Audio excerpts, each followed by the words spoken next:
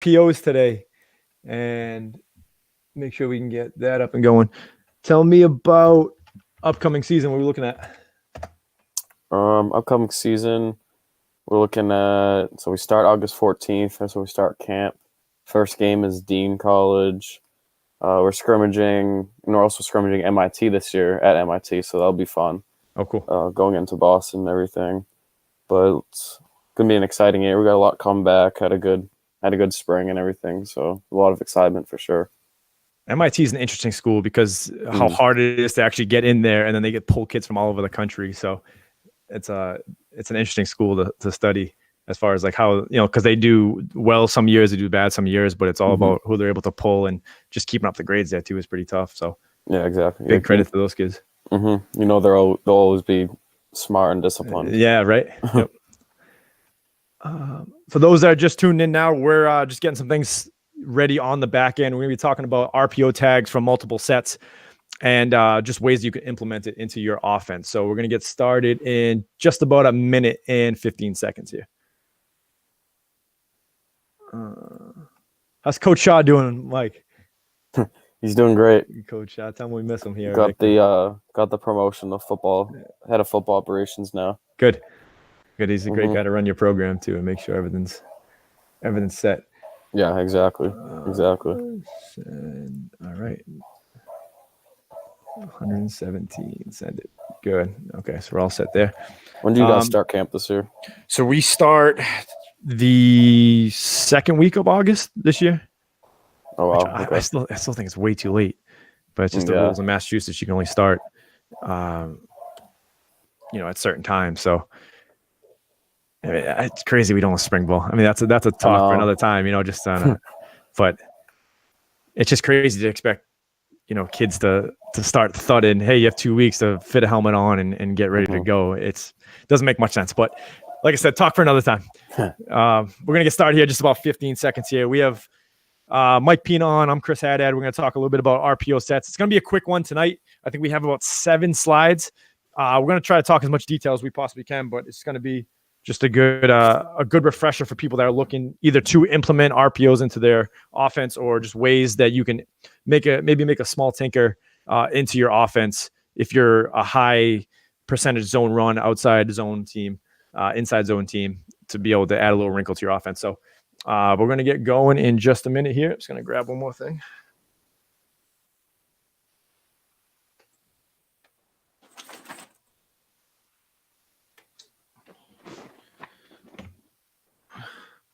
All righty. You good to go, Michael? Good to go, yep. All right, cool. So it's like to have a notebook handy here. All right, let's get into this here. We have here. And I'm going to present. Which one? I'm going to shrink this just a little bit.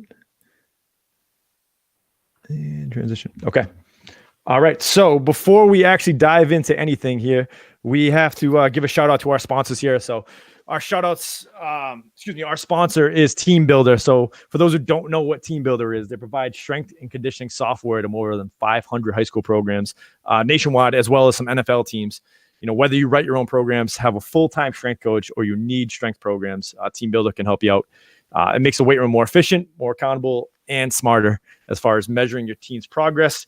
You eliminate papers, you eliminate stress. Everything's digital. It's all through your phones, your iPads, whatever you have in the weight room. So excuse me, if you are tuning into this clinic, make sure you check out Team Builder and what they have to make your in-season and off-season lifts more viable. So we're going to dive in now to our presentation here. We have RPO tags from multiple sets, okay? So what we're going to talk about more is ways you can tag your plays that you already have and essentially turn it into an RPO game, okay? So, Mike, I want you to talk a little bit about how you guys run your RPOs. We had Coach Shaw on, who was the offensive coordinator at Nichols College, and he ran through how he does it. But I want you to talk a little bit about the mindset of and the advantages of being able to tag, RPOs to essentially every play. Yeah, it's definitely a huge advantage. It's most teams start with installing their basic inside zone, outside zone, those type of plays, and then once you get those in, you can start implementing different variations of RPOs, which is huge because it just adds on to your offense, and it doesn't change a whole lot. It doesn't change a whole lot of things for guys in your team. For O-linemen, it doesn't change anything. It's only different for receivers, quarterbacks, and it's also the same for running backs. Yep, exactly. So and I love it too, because you make someone wrong on every single play, right? And that's the advantages of running RPOs is the defense can't be right. Right. And that's essentially what we're trying to do here is put them in a situation where they're wrong, we're right, and we move the ball down the field, even if it is 5 yards at a pop, right? We're consistently making them wrong. And then mostly what the RPOs we're going to talk about today have to do with either the corner or the outside linebacker too. And you want to put that outside linebacker in a bind, especially an aggressive outside linebacker, because if they're committing to the box every single time, put them in a bind where they need to choose, I'm either fit in the run or I got to sit back and pass. Okay. So our first one here that we have is stick. Okay. All we're looking for a stick here is looking to essentially leverage an outside linebacker. If he commits to the blocks, we're hitting a little sit down route. Okay. This is, in my opinion, one of the more basic concepts to run, where you're just telling your slot receiver, hey, just sit in open space and just go from there. Okay. Talk a little bit about stick, Mike. Yeah. So stick's one of the more common plays really in general in football. Almost every team across the country has it in their playbook, but stick's a really good one because it'll free up most of the time the H or Y if the linebacker does come up for the run, because he is the alley defender in this case that the quarterback is reading. So if he does come up, a lot of times the H is able just to replace him. If not, the Y is probably going to be open in the flat. Yep. And lastly, the Z usually isn't going to be hit on this one, but sometimes he will. Sometimes there'll be the DB will mess up on the play. He'll come right up for the run and he'll be open right now. But most of the time, you're not going to hit that Z. Yeah, most of the time it's just this H being looked at right. This nice easy read for the quarterback. Hey, if we're going to run inside zone left, we're checking the trips to the right. If he bails out, hit the stick route, and you're not going to get, you're probably not going to get, a touchdown off this. It's going to be the 6, 7, 8 yards, but you're moving the chains, and you're more importantly keeping that linebacker in a situation where he's wrong all the time. Right. Okay. Yeah. And this is usually team will run this as a double option where the quarterback doesn't have the option to run. He either has the option to hand it off or throw it. Most of the time, he doesn't have the option to run on this. Exactly. All right. The next one here, which is more common, it's the slant bubble. Okay. And this we're going to run here to, and the way we've drawn up all these, we've done half field. Okay. Let me fix the screen here. So everything we've done is half field here, and we've only included the key players that are going to be involved in the RPO read. So we've left out the linemen and all the upcoming drawings, and and we've highlighted, or we're going to talk about the defender that is in conflict here and different ways that you can beat it. So here's just a simple slant bubble concept. Okay. One high beater. If you're getting a corner that is bailing out of there on cover 3, or if you're getting a man look where you can essentially rub off that inside guy and then bubble him out. It puts the flat defender in conflict, especially versus the cover 3, because he's got to bail out, and if he is, he's going to get in the way of that slant. Okay, it's also good to pair with the 2 high beater if you're running double slant or you're running stick, something to occupy that safety, so he's influenced by the linebacker. The inside receiver influences the linebacker and the safety. You can sneak that slant behind him. But again, like the note we have it noted here, box numbers. Okay, you're reading one guy if he's bailing out. Okay, you're going to give it. If he's hanging tight, you're going to throw the bubble. Yeah, this is definitely one that I like a lot personally. It's another way it can be run too is kind of a slant sit. So that way, that's the guy who's running the slant. He can just replace that outside linebacker that's in conflict. And also, a lot of teams can run this. This could be a triple option, or it could be a double option. So in this case, the quarterback would read that defensive end. If he crashes, he'll pull it. And then his second read will be that outside linebacker. And it'll all come quick for the quarterback, because then once he's reading that outside linebacker, he's got to see if that's the slant sit is open or if the bubble's open, depending on how the corner plays it. And just when we're talking about a slant sit, we're talking about actually running the sit and then sitting down this vacated area once the linebacker gets out, correct? Yes, exactly. Okay. Exactly. Kind of almost, he runs a slant, he kind of shuffles or just literally just sits, doesn't move on the open spot. And talk about, you play the quarterback position, right? Talk about the quarterback position here. Your eyes are immediately, when you catch the football, they're going to this target here, correct? So yeah, I mean it depends. So if it's a double option, which means the quarterback doesn't have the option to run, then yes, he's getting his eyes right away on that outside linebacker. Mm-hmm. But if it's the triple option, he's going to get his eyes right on that defensive end, see if he crashes or if he stays. And then if he does crash, he gets his eyes right on that outside linebacker. I want you to talk a little bit about that too. What's the difficulty for, and I want you to talk personally, what's the difficulty for you to read a defensive end to a linebacker? Or is it more just getting reps in practice before you fully understand the concept of, because for a younger quarterback, let's say he's a sophomore, junior, to tell a kid, hey, you got to read two different levels. Is it that difficult, or is it something that you can implement day one? Yeah, I would say it's something, it definitely takes a lot of practice. Yep. Because I didn't really run this type of concept until college, but also in high school we ran a lot of triple option concepts and stuff, which ended up helping me with this type of concept once I got to college. Yep. So yeah, it's just a lot. It's a lot of repetitions, and speaking from the triple option part of this play, I really like that because it lets your quarterback go out and be an athlete. Yep. With throwing on the run, running it himself. Yeah, and I'm always just curious about the difficulty of it because, you guys, we had Coach Shaw on, your offensive coordinator, and he talks about how you guys have RPOs tagged to everything, right? And you saw teams on the cut-ups that Coach Shaw was showing, you had these linebackers sitting here not committing to the box just simply because they were so worried about either the backside slant or the glance route that was happening behind them. So I was just curious on your take, because you've been in the system now for 2 years, that how hard is it, especially at the college level where things happen a little bit faster, to be able to get the football out? Yeah, I mean these linebackers know, especially when they play us, how much we run RPOs, and there's just a lot of college teams in general, they run RPO, so they're gonna be prepared for that. And as a quarterback, you just got to go with what you think the best decision is on that play. Yep, it's got to be quick. All right, so that's the slant bubble. Okay, the next one we have is the out route. Okay. It's tagged to a slot receiver, or if you want to run it from a single receiver side, and that's if you're getting a corner that's bailing off, you want to be able to steal a couple yards there, running him on the quick out, pressing him top of the numbers that you can run into the boundary. But what we have it drawn here is just simply from a cover one perspective or a cover three perspective here, where we're going to read the inside leverage on the outside linebacker here. If he's committing to the box or getting out there, we're just trying to get it out as fast as we possibly can, okay? We're also pairing it with the vert here to the outside receiver, so he's either going to run him off, or some teams will stock him up where they're just trying to get a body on him, and it happens so fast that, if you can get around here and clear the edge, it can happen.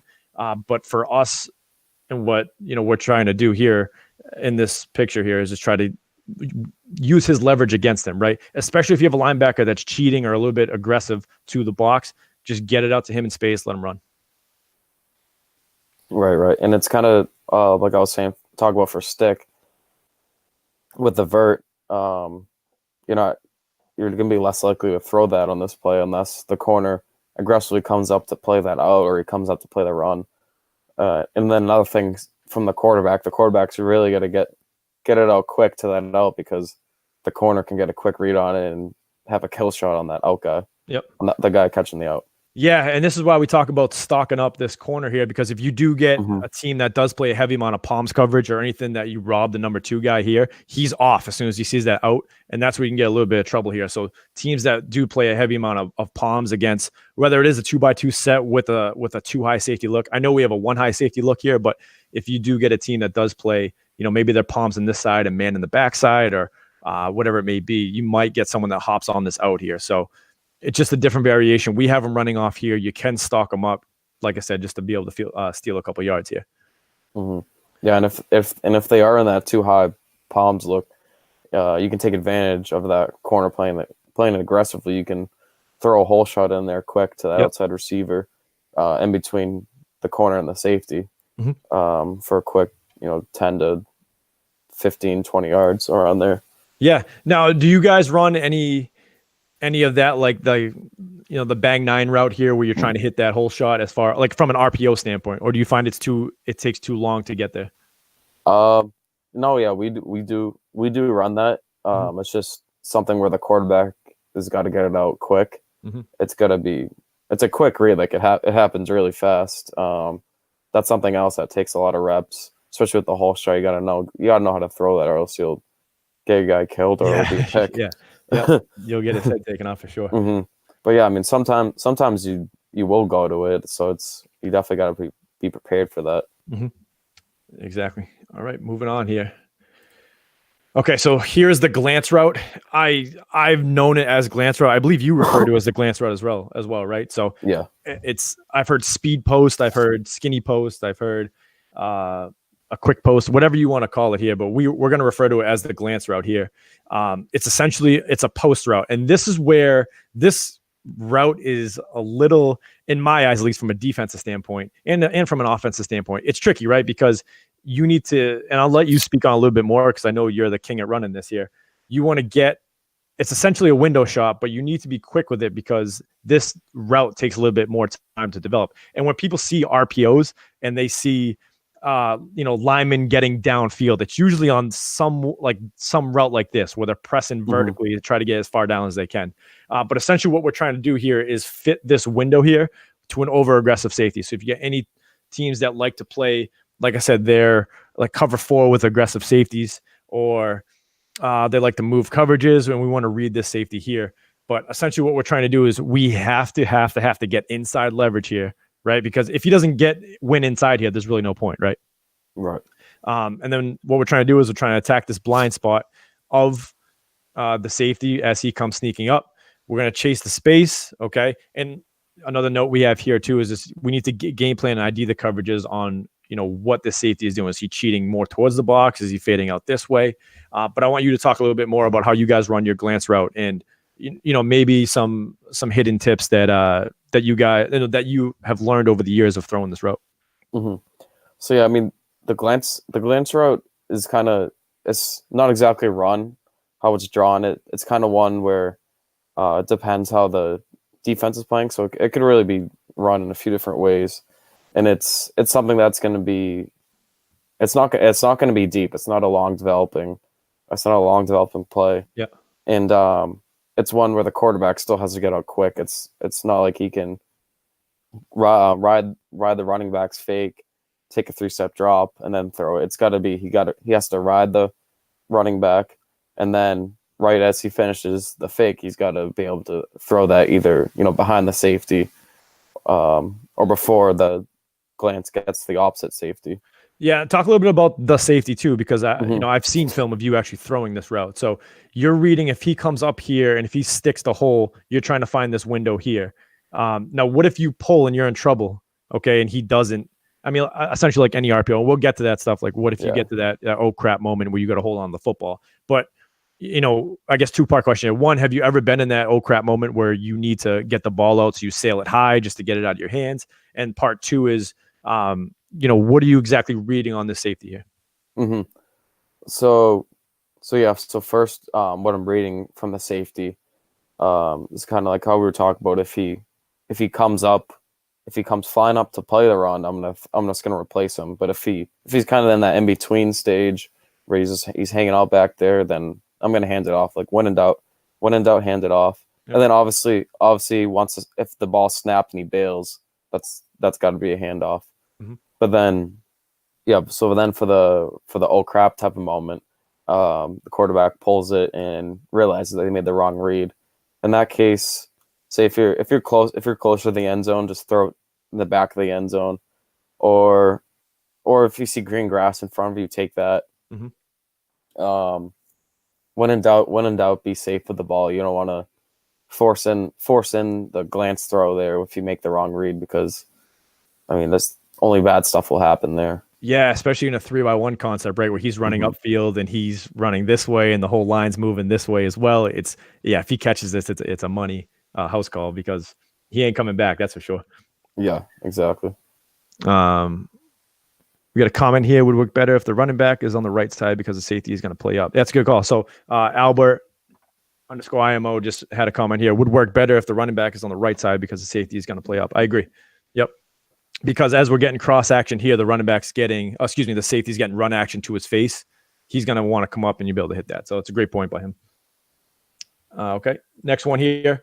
We're going to talk a little bit about the H-back too, or sniffer back, or however you refer to it in your offense. So this is something that's becoming more popular.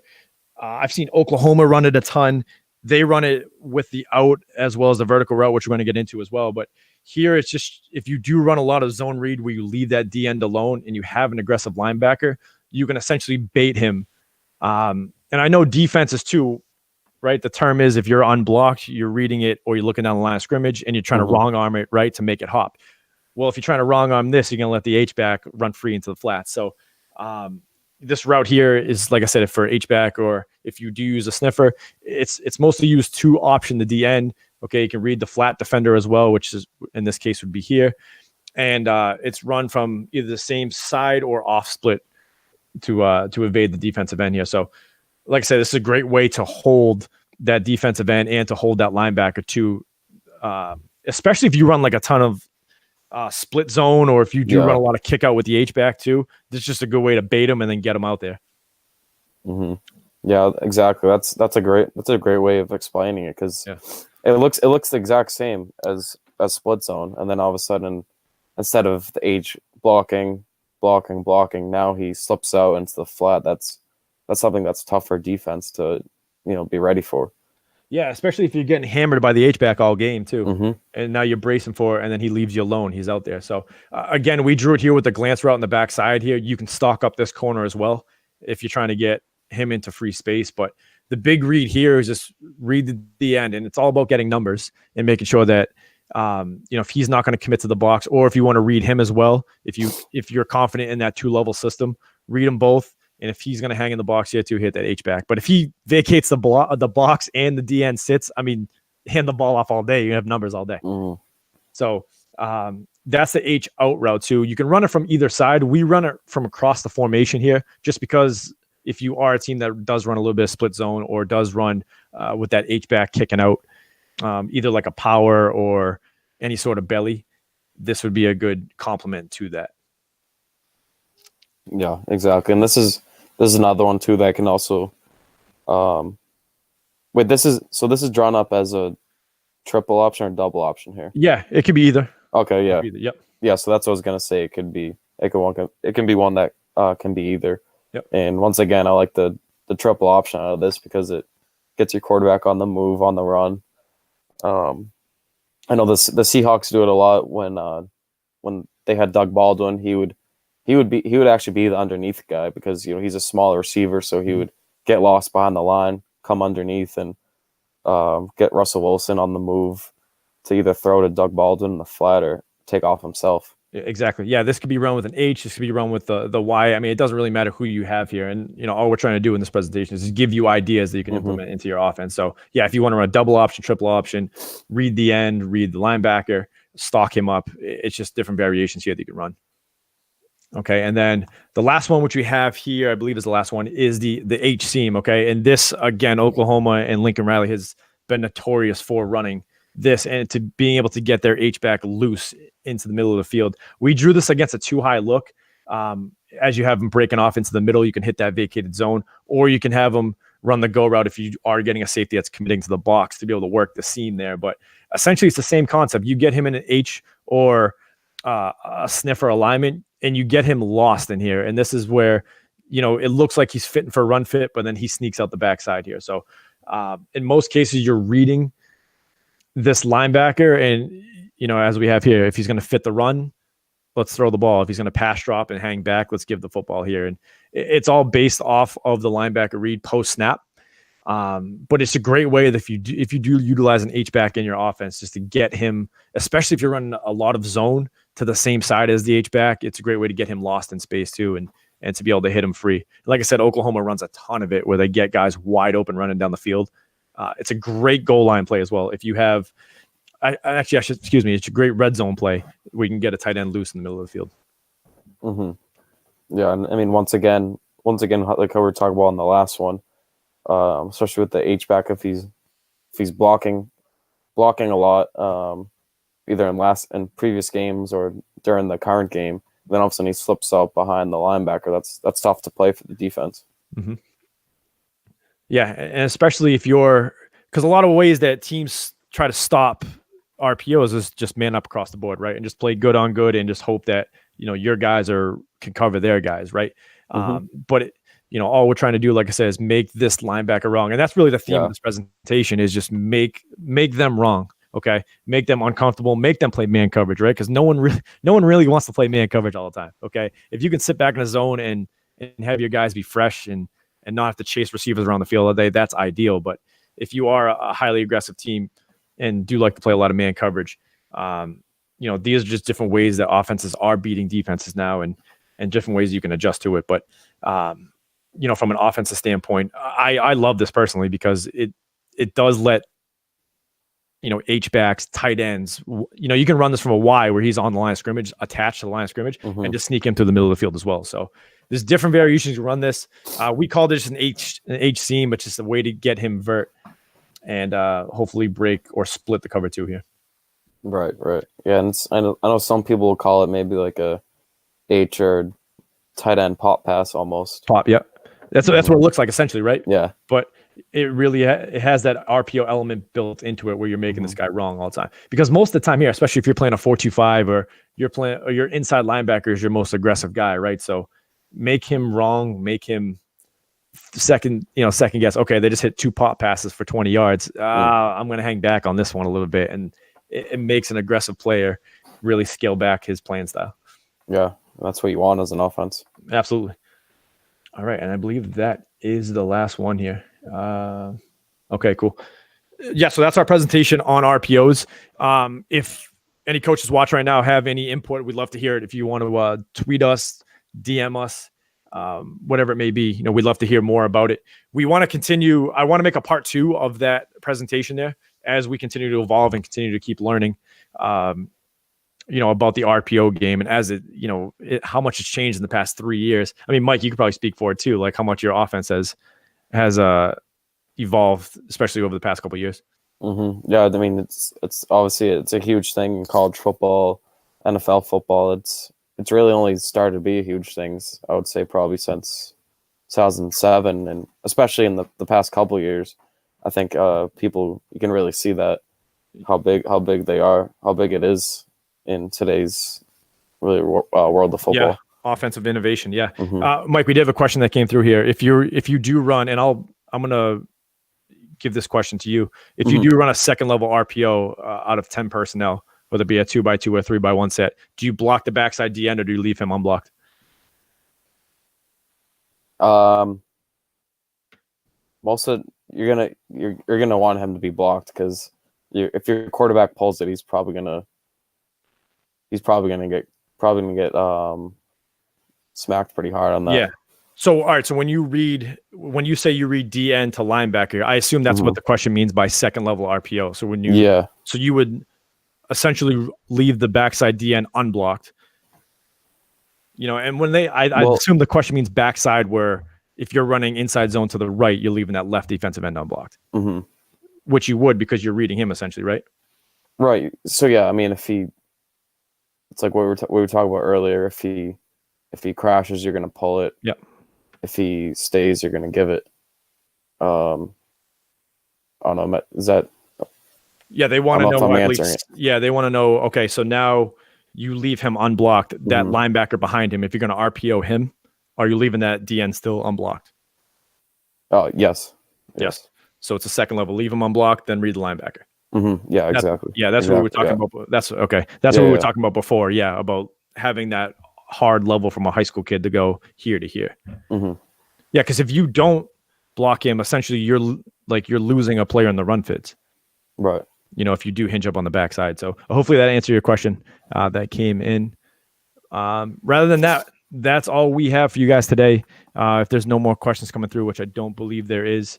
I'm Chris Haddad. We have Mike Pina Jr. on here as well. Big shout out to our sponsors, Team Builder. And we'll be back next week, 8 o'clock, and we will see you guys then.